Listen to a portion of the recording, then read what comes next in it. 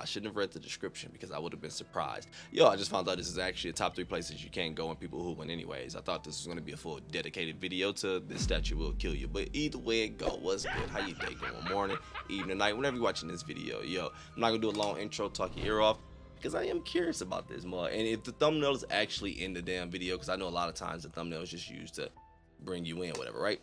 But if it is, it looks pretty high voltage to me, and I'm take it it's gonna send a couple jokes through some people, and that's how it's gonna kill them. But hey, either way it go, yo, you wanna check out the original video? Link will be in the description below. But let's go.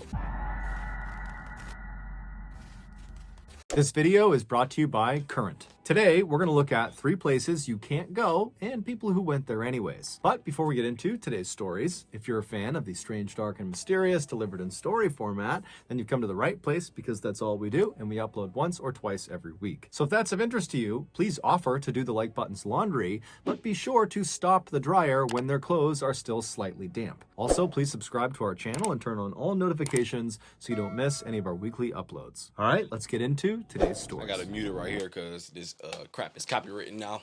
In the fall of 2002, 19-year-old Gemma Houghton moved into her dorm room at the very prestigious University of Manchester in England to begin her freshman year. Her first couple of months at the school were relatively uneventful. She spent all of her time focusing on her studies, and so she really had not gone out and met any new people. But in early 2003, so about halfway through her freshman year, she was standing outside of her dorm when this boy she had never met before walked up to her and introduced himself. He was this tall, very handsome, very charming guy. He said his name was Ian Redmond. He was a senior at the school, and he in fact lived in the same building that she did, and so he just wanted to introduce himself. Now, Gemma was not looking for a boyfriend, but she was immediately attracted to Ian, and Ian would later say the feeling was mutual. This chance encounter would ultimately blossom into a full-fledged romantic relationship, one that would ultimately lead to Ian 6 years later proposing to Gemma on Christmas Eve 2009. That same year they got engaged, the couple, who had diligently saved money for years and years and years, were able to pool their money and buy a house together. It was not a very nice house. It was a fairly beat-up cottage in this little town in England that would need a lot of work, but Ian and Gemma were actually very excited to do the work. They looked at this as an opportunity to make the house exactly the way they wanted it, and it was a chance for them to spend some quality time together. So for the next 2 years, during all of their free time... We actually doing that right now. Let me go back, my bad. Spend some quality time together. So for the next 2 years, during all of their free time, Ian and Gemma would work on their home, and then finally in August of 2011, right before their actual wedding day, they finished the renovation. Their home is done. And so they get married, and then literally right after their wedding, instead of going right into a honeymoon, they just moved right into their dream home that night. And so for the next couple of days, the newlyweds got to enjoy being husband and wife for the first time inside of their dream home, and then it was time to go on the honeymoon. In addition to having set aside money for the down payment on their home, the couple had also set aside money for this honeymoon. They wanted it to be an amazing vacation. And so what they decided to do for their honeymoon was to go to Seychelles, which is this island nation in the Indian Ocean, which many say has the most beautiful beaches in the world. So on August 10th, the couple hops on a plane and they fly to Seychelles, and when they land, they check into the resort, which is this unbelievable place that overlooks this perfect beach with white sand and crystal clear waters. And then after getting checked in, the couple perfect beach with white sand. You like those photos you see that pop up on Facebook, Twitter, social media in general, I should say, blah. Be like, no, that's fake, that ain't real. It'd be captioned something like, East Side, Detroit, Michigan, 7 Mile, come view. I hate when people do that shit. Like, boy, that is not the East Side. You about to get which is this killed. Unbelievable place that overlooks this perfect beach with white sand and crystal clear waters. And then after getting checked in, the couple goes down to a restaurant and they're having a bite to eat. And as they're sitting there, they're probably thinking to themselves, this is going to be the best vacation ever. During the first week of their trip, the couple was very active, spending lots of time exploring the island and going out on different excursions and going to lots of restaurants. They were just all over the place.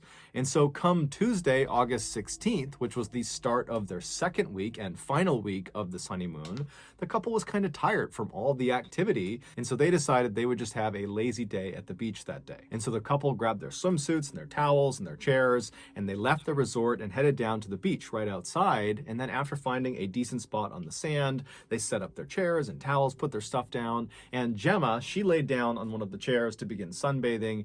And Ian, he grabbed his fins and his snorkel, and he kissed Gemma on the cheek and said he was going to go down to the water and go for a swim. Gemma remembers watching Ian as he walked across the beach and stopped in front of the water and put on his big fins and got his snorkel on, and then he kind of awkwardly duck walked his way into the water.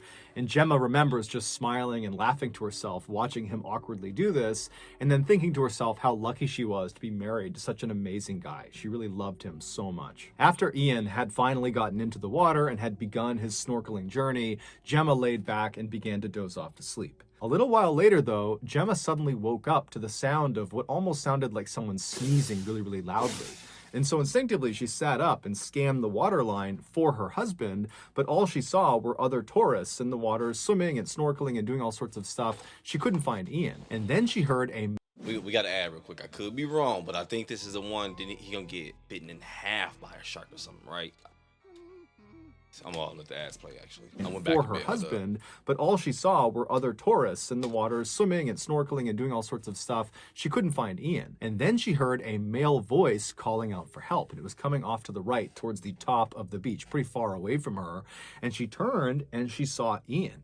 Ian was about 60 feet off of the sand, so he's well out into the water, and he appeared to be kind of hunched forward with his arm kind of in the water, and he's waving his other arm in the air. It was like he was stuck on something, and before Gemma could get up and run to him or help him in any way, Ian just begins to scream at the top of his lungs. When Ian began screaming, there was a surgeon who was also on vacation at this beach who was in a boat near where Ian was.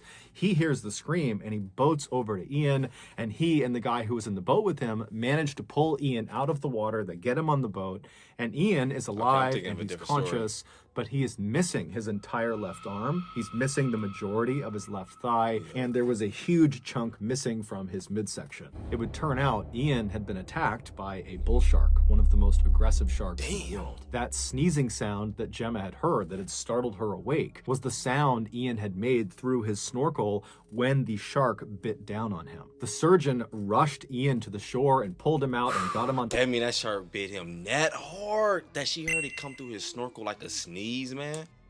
Shark bit down on him. The surgeon rushed Ian to the shore and pulled him out and got him onto the sand and began trying to save his life. At the same time, Gemma had come running up the beach, and she managed to push through the quickly forming crowd, and she drops down next to her husband. And Ian at this point is alive and he's conscious. He's very badly hurt, but he's looking up and he's clearly making eye contact with Gemma. And Gemma, she's looking down at her husband and she's making clear eye contact with him. They don't really say much. It was like this horrible moment where all they could do was just be in the moment together. And so during this kind of silent acknowledgement, Ian would ultimately pass away. It would turn out over the past few weeks, there had been a rash of shark attacks at this beach, including one other fatal attack on another tourist. Because shark attacks in Seychelles were so unheard of, they believed this had to be the work. Did I hear that right? Did someone already? Past few weeks, there had been a rash of shark attacks at this beach, including one other fatal attack on another tourist. Because shark attacks in Seychelles were so unheard of, they believed this had to be the work of one rogue bull shark. That was the one shark that was doing all of these attacks. And so because this shark had not been captured or killed, the country had actually instituted a temporary ban on swimming at this beach and a few other beaches. But for whatever reason, the ban had not been communicated effectively to the tourists, nor had it been enforced on the tourists. And so Gemma and Ian had no idea the water was a dangerous place to be. They just looked out and saw other tourists swimming around and believed it was totally safe, when in reality, it obviously wasn't. Gemma would quickly return to England, and she would host her husband's funeral in the same church she and he had been married in 10 days earlier. Wow. Before we get into our next story, I want to talk about today's sponsor, Current. I'm gonna leave all the links for the sponsor in the description below as well. But real quick, just to talk a little bit of ish. like, don't get me wrong, we all gotta go one day. It's gonna happen. But it's like when I see people ish where it feels like and it looks like it just all happened like so fast. Was like, yo, that was not supposed to happen because you just got married. You legit tell me like, yo, we get married, go on the honeymoon, have a great, and it's some BS too because there's no way there should not be any warning signs or anyone kind of making people aware of this ish, whatever, BS, whatever, right? But either way it go though. So we go there to have a good time, and then one of us come back because one of us did not make it back. Like, get the hell out of here, dog. She's gonna always think about like, damn, if we never took that little stupid ass honeymoon. In 1986, No way, 35 million Americans went to see the brand new movie Crocodile Dundee, which was a comedy that starred this very capable and rugged Australian crocodile hunter who goes to New York City. One of the 35 million Americans who saw this film was a 24-year-old model from Virginia named Ginger Meadows. And after seeing this film, Ginger felt inspired to actually go to Australia to see it for herself because it looked so amazing in this movie. So a couple of months later, in March of 1987, Ginger, by herself, hops on a plane and flies to Perth, which is a major city in Western Australia. And her plan was she would land in Australia and then work odd jobs to make a little bit of cash, and then use that cash to fund her travels all over the country. And then at some point, after she was tired of doing that, she would head back to the United States. So she lands in Perth, and immediately she sees her first opportunity to make some money. There had been this huge sailing competition in the city leading up to the weekend she arrived there, and so she saw all these luxury yachts anchored at all these docks along the coastline, and Ginger's thinking to herself, you know, these huge ships, they have crews that work on them basically full time. Maybe one of these boats could use an extra set of hands. And so Ginger, who was very friendly and outgoing, she went right down to one of these docks and she stopped in front of the very first yacht she saw, which was this huge luxury 100-foot yacht. And she introduced herself to the captain of this boat. And she said, hey, you know, can I hitch a ride with you guys to the next place you're going? And in exchange, I'll work for you. And as it happened, the captain was actually looking for another crew member to assist their chef. And so he said, okay, well, can you cook? And Ginger said, yeah, I'm a great cook. And he said, okay, well, you're hired. You can be the chef's assistant. And so Ginger, she climbs on board and she meets the rest of the 5 other crew members, including the chef who she'd be working with. And the chef's name was Jane, and those two would become very close. And then shortly after Ginger had come aboard, the captain cast off their lines and they headed out to sea. Their next stop was going to be New Guinea, which was roughly 14 days of travel away. After about a week at sea... I ain't gonna lie, real quick, so I did judge the ish out of her because I thought she watched this movie and it was like, yo, you know what, this inspired me and motivated me to want to go ahead and do this exact same thing, even though I have no damn experience. So that's what I was thinking, whatever, right? But no, it's not like she just wanted to go there and actually check out the scenery because, like, yo, I was inspired by it. I really love it, which is no bad thing, whatever. And while I'm there, go ahead and do a little bit of traveling. All right, so I get it. Never mind. This ain't that bad. His name was Jane. I was and thinking those two something would else, become very close. And then shortly after Ginger had come aboard, the captain cast off their lines and they headed out to sea. Their next stop was going to be New Guinea, which was roughly 14 days of travel away. After about a week at sea, the captain realized they were dangerously low on fresh water, and so he decided to take a detour and turn east and head inland along this river system that would bring them to this large freshwater pool, which he also knew had this huge waterfall that dumped down into it.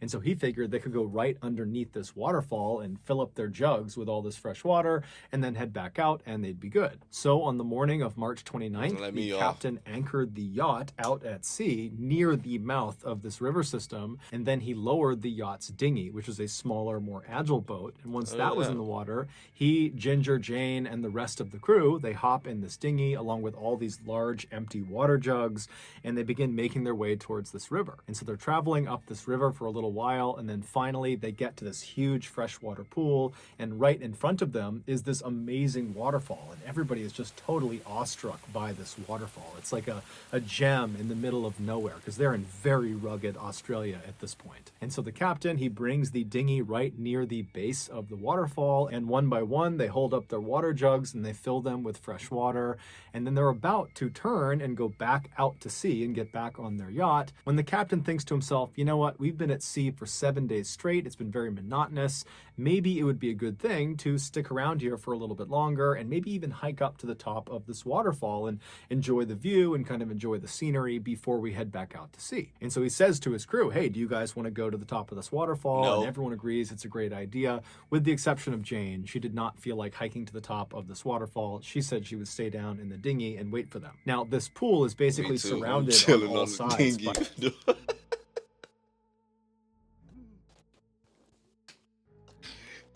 We gonna chill down here with. Hey, for real, that sounds so bad. I ain't chilling on no damn dinghy, dog. I'm talking about on the boat's dinghy. She would stay down in the dinghy and wait for them. Now, this pool is basically surrounded on all sides by just pure cliff face. There really is no place just in case you don't return.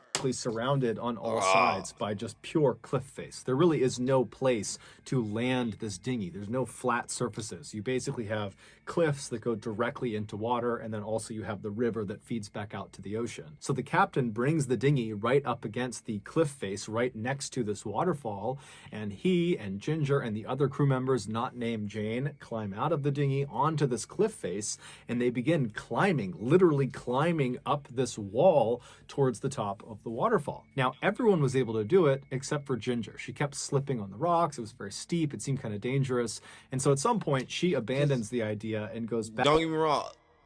Well, I've never hiked the damn waterfall, but wouldn't that... People don't do that, right? Because waterfall, from what I'm picturing, comes down. I get out in nature. I hike. I'm out, whatever.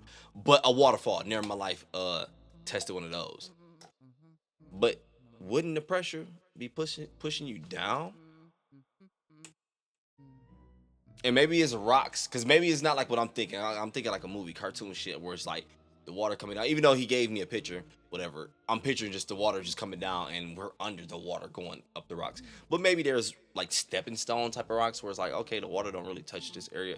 I'm gonna let it finish. Let me go back a bit too. I want to hear something one more time. I'm gonna go back about a good 30 seconds, though. Hold up, what is going on? Go to the top of this waterfall, and everyone agrees it's a great idea, with the exception of Jane. She did not feel like hiking to the top of this waterfall. She said she would stay down in the dinghy and wait for them. Now, this pool is basically surrounded on all sides by just pure cliff face. There really is no place to land this dinghy. There's no flat surfaces. You basically have cliffs that go directly into water, and then also you have the river that feeds back out to the ocean. So the captain brings the dinghy right up against the cliff face right next to this waterfall, and he and Ginger and the other crew members not named Jane climb out of the dinghy onto this cliff face, and they begin climbing, literally climbing up this wall towards the top of the waterfall. Now, everyone was able to do it except for Ginger. She kept slipping on the rocks. It was very steep. It seemed kind of dangerous. And so at some point, she abandons the idea and goes back down to the dinghy with Jane, and the captain and the rest of the crew, they continue up towards the top. And so as Ginger and Jane are sitting in the dinghy watching the other crew members making their way up, they start feeling a little bit left out, and they're like, you know what, let's try to find an alternate way up to the top of this waterfall. And so they begin scanning out across this pool at the other cliffs kind of surrounding it, and it looked like on the very other side of the pool there was a less severe cliff face that maybe they would have an easier time climbing up. And so the two women, they jump into the murky brown water and begin swimming directly across this pool towards this not what you cliff. see, huh? And when they make it about a third of the way, pulled towards this other cliff. And when they make it about a third of the way, Jane suddenly stops, and Ginger notices and turns around and looks at Jane, and she's like, what's going on? And Jane would tell her, you know, something just feels off. This doesn't feel right. Let's go back to the dinghy. Let's just forget about this. But Ginger is like, come on, we're so close. Let's just keep going. It'll be awesome once we get to the top of this waterfall. And so Jane, she's totally hesitant, but she says, okay, fine. And they both continue to swim. And then all of a sudden, they hear their captain, who is now on top of the waterfall, screaming down to them to get out of the water right now. And they notice he is pointing down at the pool in a direction slightly away from where they were. And so they're looking up at him and they're following his finger down to the part of the pool he's pointing at. And they see there is this tidal wave of water coming towards them. It is a 12-foot long saltwater crocodile that has noticed them, and it is charging straight at them. Now, Jane and Ginger knew they has noticed them, and it is... Boy, do you see those eyes.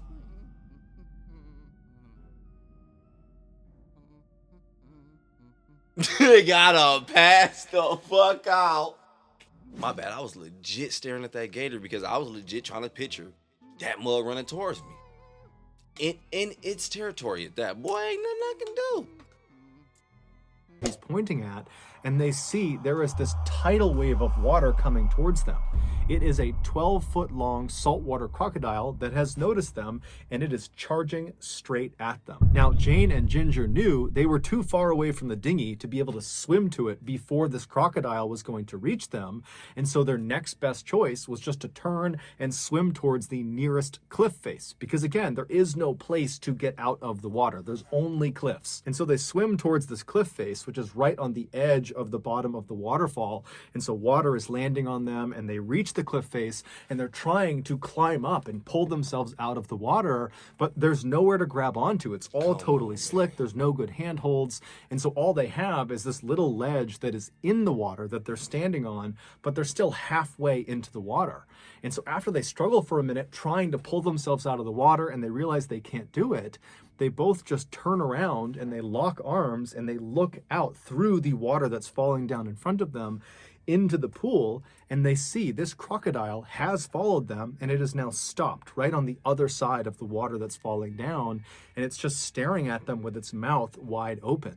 And the two women are looking at it. They don't know what to do. And the captain and the other crew members, they see what's going on. And they're trying to climb down as fast as they possibly can to try to rescue them. But it's going to take several minutes at least before they get down to the dinghy. And so Jane and Ginger, they're totally aware of this. And they're just staring at this crocodile, screaming at it, trying to get it to go away.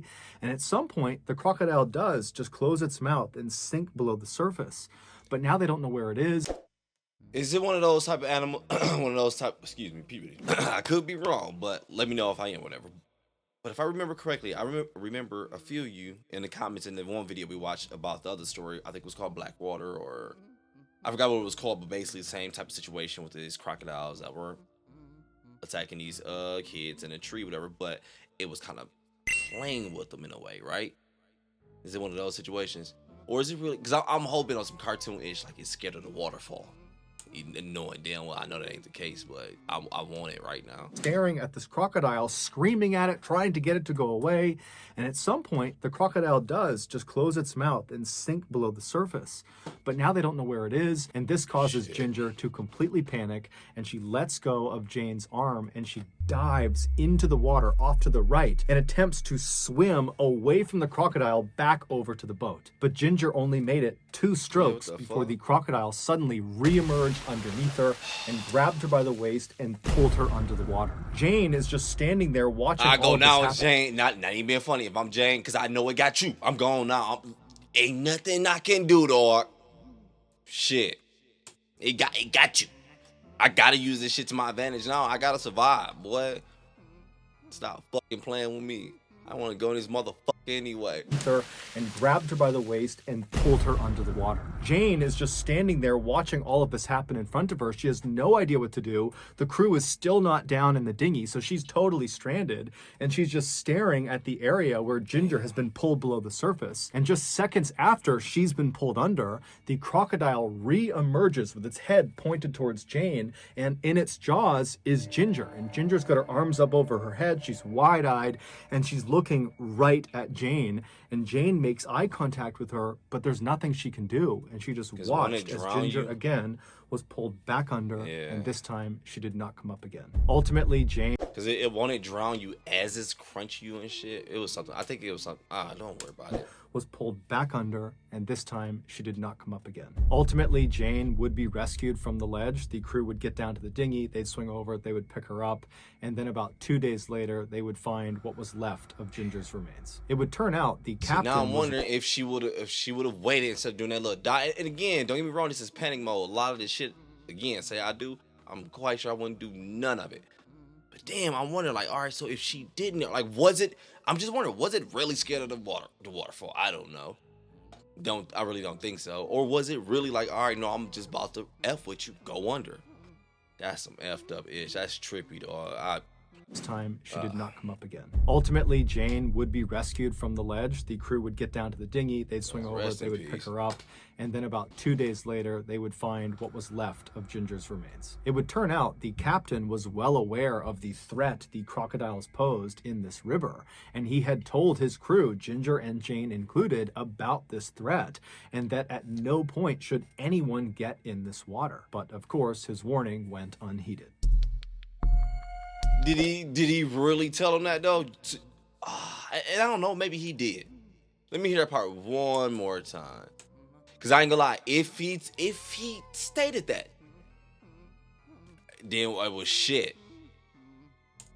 Find what was left of Ginger's remains. It would turn out the captain was well aware of the threat the crocodiles posed in this river, and he had told his crew, Ginger and Jane included, about this threat, and that at no point should anyone get in this water. But of course, his warning went unheeded. Damn. If you Google the words Burning Man and you click on images, you'll see lots of scantily clad and somewhat wild-looking people roaming around the Nevada desert on strange-looking bikes, and in the background, you'll see all these huge, bizarre statues of aliens and robots and animals, and these statues are often draped in more wild-looking people, or these statues are on fire, and these wild-looking people are dancing and rejoicing all around the flames. Based on these images, you might think Burning Man is just some totally weird substance-fueled party out in the middle of the desert. And while that is true to some degree, it's not totally accurate. Burning Man is not a party. It's actually an experiment that 70,000 people from all over the world participate in every year. The question this experiment is trying to answer is, can a random segment of the population come together and build a community out of nothing in the middle of nowhere? And can they do it while knowing at the end of Burning Man, which is always 9 days long, everything they build, the sculptures, the shelters, everything will be torn down and destroyed and erased from the planet as if it had never been there in the first place. And amazingly, year after year after year, the answer to this question is yes. Yes, they can. As soon as these Now I am interested. I ain't gonna lie to you. I'm sitting here thinking about it a little bit because for that short time frame, it sounds pretty cool. Don't get me wrong. It's weird as shit. When I look at it from some angles, it's like, I don't know ish about dog. But I don't care though, because this is our community for this little time frame, whatever, and it's just all about us. We live how we want, make this how we want, and then you gotta think. But you don't. In this situation, you probably don't want to think this, but yo, the weirdos. All right, fuck it. I think I went back too far. Out of nothing in the middle of nowhere. Okay. And can they do it while knowing at the end of Burning Man, which is always 9 days long, everything they build, the sculptures, the shelters, everything will be torn down and destroyed and erased from the planet as if it had never been there in the first place. And amazingly, year after year after year, the answer to this question is yes. Yes, they can. As soon as these 70,000 people descend on this small section of the Nevada desert, they immediately get to work helping each other, building their own sites. I mean, these people largely don't know each other, or in many cases, they don't even speak the same language, but they're showing up with this shared desire to build this temporary community. And so they begin seamlessly working together. And while shelters are being stood up all over the place, other attendees will pull out instruments and form impromptu bands, and then the artists of the group will get together and begin building these kind of strange sculptures. And so very quickly, within only a few hours, every year in Burning Man, this plot of barren desert turns into this beautiful, otherworldly utopia full of totally happy and fulfilled and excited strangers. But in 2017, the utopia that was created at that Burning Man was shattered by one man, and his name was Aaron Joel. In 2017, Aaron Joel was a tall, handsome, 41-year-old free spirit who, from the time he was just a little kid, had this sort of restless energy about him. He always needed to be out doing stuff. He could never sit still. And so by the time he was old enough, he left his family home in Oklahoma and moved out to Oregon and moved into this commune. A commune is a group of people that live together and share their possessions and responsibilities. But shortly after moving into this commune, Aaron got restless again. This wasn't enough for him, and so he left the commune and began traveling all over the United States. But after he had basically gone everywhere in the country, he became restless again, and so he left the United States and he went to Nepal and began traveling all over Nepal. And while he was there, he met this wonderful young woman from Switzerland named Ladina, and the two fell madly in love. And then when it was time for Ladina to leave Nepal and go back to her home country, Aaron followed her. And just a couple of years later, in 2014, the pair got married and they bought a house together and settled down in Switzerland. For a time, Aaron and Ladina were very happy. Their life was very simple and straightforward. They loved each other. They loved Switzerland. But in 2017, Aaron's wanderlust reared its head again. And so he went up to Ladina and he told her that, honey, I need to go out and explore again. I need to go out and be free again. Even if it's just for a couple of days or a week or whatever time it is, I need it. I need it in order to be sane. I don't think Ladina was very pleased about this development. However, she knew her husband and she knew this was important to him and to his mental health. And so she said, okay, honey, you do what you have to do. And so Aaron thought about what he was going to do to satiate this desire to go out and be free again.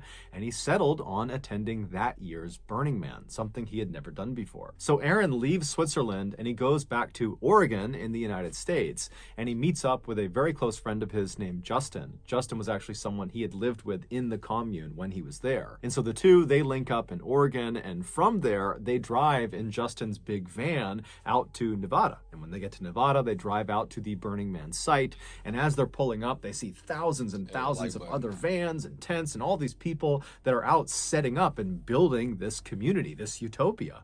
And so right away, Aaron and Justin, they find their spot, they park their van, they begin to build their own site. And then after that, they pulled their bikes out of the van and began biking around, helping other people out build their sites and build the rest of the community. And so by that afternoon, Aaron and Justin had made lots of new friends and they were out partying. Shit, I forgot all about this statue though. I ain't gonna lie, man. I am focused right now. I'm legit thinking about this. I'm let it finish, but I'm thinking, yo, I want to do this, dog. I forgot all about the statue. My bad. Damn. I needed to rewind anyway. I ain't gonna lie to you, yo. I was zoned out. I'm really legit thinking about this. This is fire. Community, this utopia.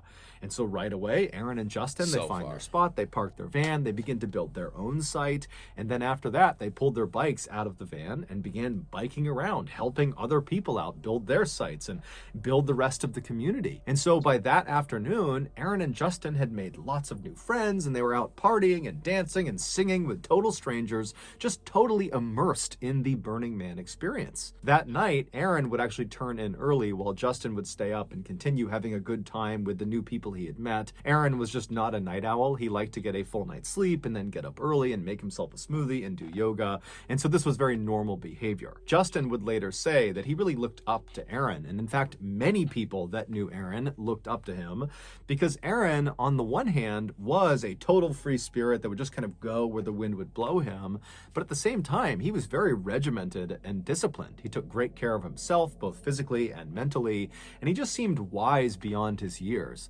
And he was incredibly charismatic and very funny, and so people really flocked to him and really idolized him. One of the traditions of Burning Man has to do with its namesake. Towards the end of every Burning Man, they will build this 40-foot tall wooden man effigy, and they will burn it to the ground, hence the name Burning Man. And so on the night of the so-called man burn, Aaron told Justin that he was not going to turn in early that night, that instead he was going to stay up and watch the spectacle of this effigy being burned to the ground. Justin was really excited about it, and so was Aaron. And so that evening, Aaron and Justin met up with their new friends they had met while they were at that burning man, and their group began making their way over to the wooden man effigy.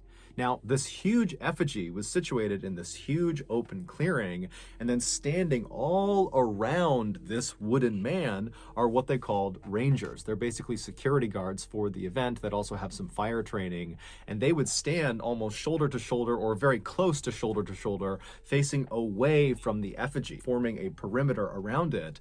And the rangers' job was to prevent the... Now, do they... Dang, real quick. Now, are they actual rangers? Like, do they have the proper training for this? Or is it just they cap? Because I always wanted to do this anyway, so now since we're in this community where I can be whatever the hell I want, nigga, I'm a ranger. Is it something like that, though? Like, boy, you don't know what you doing. Watch out, dog. Because the way I'm picturing it, and could be wrong, this is my first time hearing about it, dog. But I'm picturing this group that's living there in their utopia, where it's like, yo, there's no government, there's no control, we're free, we do whatever we want. Again, some people, you let them free and they're gonna do some shit I ain't cool with, so I'm gonna deal with other groups. But still, though, the way I'm picturing this is just pure freedom. The chains are off. It's just us. We're living. That's how I'm picturing it. Standing all around this wooden man are what they called rangers. They're basically security guards for the event that also have some fire training, and they would stand almost shoulder to shoulder or very close to shoulder, facing away from the effigy, forming a perimeter around it. And the rangers' job was to prevent the crowd of 70,000 people from getting too close to the effigy when it was on fire, because it's obviously a huge hazard. And so Aaron, Justin, and their friends, when they got to this clearing and saw the effigy, they would have seen thousands and thousands of event attendees converging on this effigy, getting as close to the rangers as they possibly could on all sides. And so Aaron and Justin and their friends, they make their way up to one particular section of this crowd, and they begin fighting their way through all these people, trying to get as close to the rangers as they possibly could, because they want a good view of this man burn. And then once they were satisfied with their view, they just stopped and waited for the effigy to be lit. But before the effigy was lit, Aaron would turn to Justin and say, hey, I have some friends from Switzerland who are here right now. They're on the other side of the effigy, on the other side of the crowd, and I'm going to go see them right now. And so Justin was totally bummed that Aaron was going to be leaving right before this thing is lit, because he wanted to experience this with Aaron. But he said, okay, no problem. I'll see you hopefully, before this thing gets lit, or, I'll see you after this burn is done. And so Aaron departed the group, and Justin watched as he kind of disappeared into the crowd.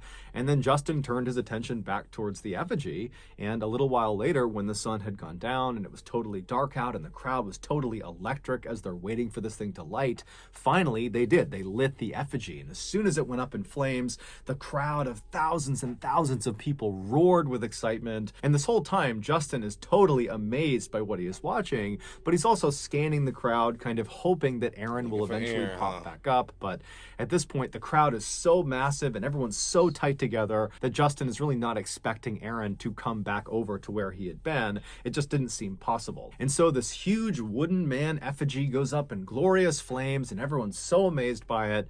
And then eventually the flames begin to dwindle down as the structure continues to burn lower and lower to the ground. And then finally, when the fire is just about out, the crowd of people begin to disperse. And at this point, Justin again looks around hoping to maybe see Aaron, but Aaron has not come back yet. And so Justin just says, okay, maybe it's time to leave and go check in with Aaron back at the van. And so he notifies his friends that he's going to turn around and head back. And as Justin turns and begins leaving the crowd, someone who was at the event, who apparently knew Justin and knew Aaron, came running over to Justin and frantically told him this totally shocking story about something that happened to Aaron. Now, at first, Justin just could not believe it. He couldn't even process it.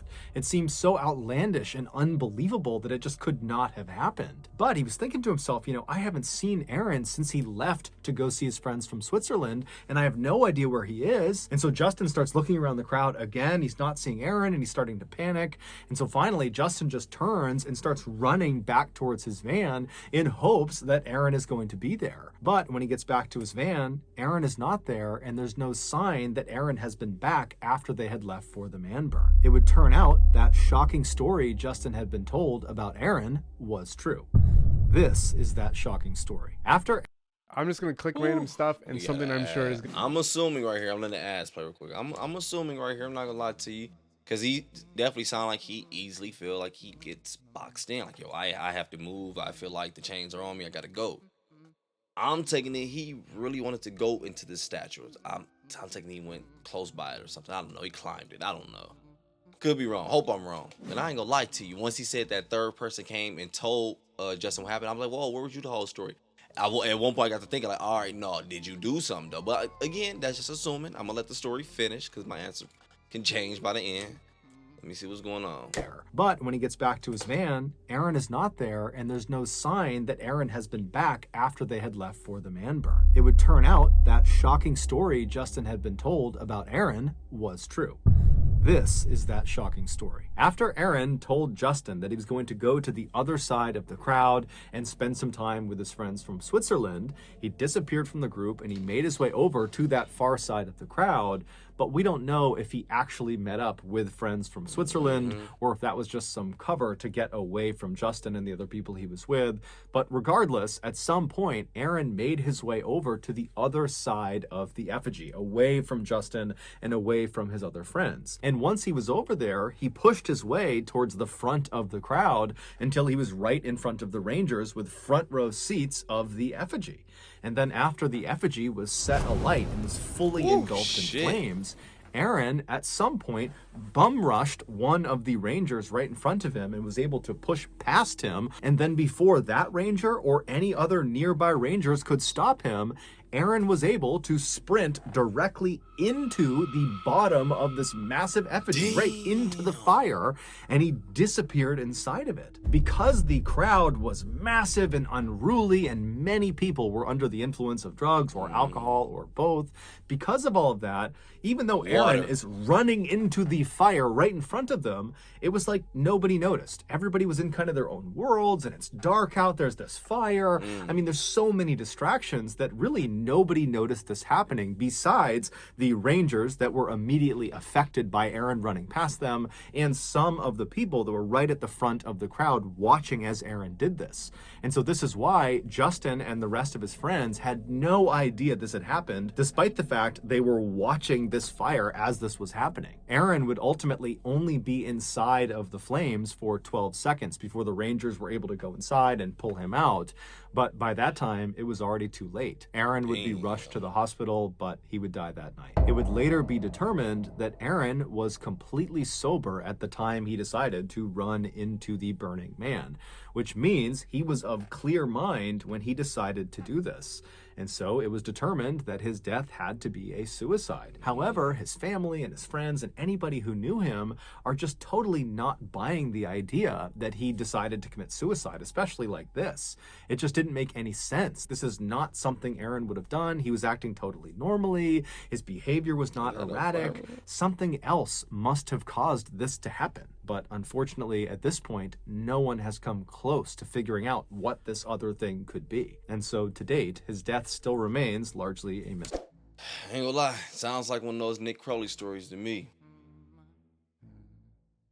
And again, I know the family is not gonna want to hear that, and then a lot of time the family is not gonna know that shit. Not to be narcissistic, but just to make it about me for just like 5 seconds. But yo, when I was going through that ish, you couldn't tell, boy, because I was always the one making people laugh. Stop playing with me. And hey, I don't know. It could be other things, but I don't know. And the part that sucked is when he was like, when he ran in, the Rangers and people close by saw, but not enough people to kind of set off a crowd and get everybody, oh my gosh, and not enough though, because I was waiting on him. I was like, nah, it's not gonna happen, because to be 100% honest with you, that's BS. But right now, everybody is there, which sounds like to clear their head and just to be 100% free. Which honestly, I don't think I want to go, because I think it'd be some shit I don't want to. Yeah, I don't want to go. But either way it go though, it sounds like people are there for that. So not saying they didn't care, but it seemed like people, like, my focus is here. From my peripheral, I heard some shit happen. Dog ran the firewall. I'm sorry. But I'm watching, and also, is it video of that happening? Because I was wondering at one point, did some shit go down and then they put him? I don't know. Maybe someone wasn't cooperating and it was like, yo, we don't like you, and some shit happened. I don't know. Like, is there video of him legit just running in that mud? This is trippy. Out what this other thing could be. And so to date, his death still remains largely a mystery. Here is a picture one of the bystanders took of Aaron as he charges into the fire. Damn. Yo, real photo of Aaron running into the fire. Man, what the hell? So that's going to do it, guys. If you found the secret, Because it's like, I want to say, oh, maybe he was running from somebody, but it's like, I can't see that being 100. Because at that point, I would have just been running through the crowd creating a mess. Like, yo, I need help. Alerting people, triggering people, setting people off, whatever. Like, shit, I don't know. Yeah. Seemed like one of the mental stories to me, not gonna lie to you, man. Second story, yeah. If you were informed, then yeah, that's definitely like, nah, that was your fault. The third one, yeah, it's his fault, but I think it's more of a mental situation, man. Damn, definitely rest in peace, man. And again, that's just my assumption. I can only put together what I got from what 8-7 minute clip, a compilation at that, whatever.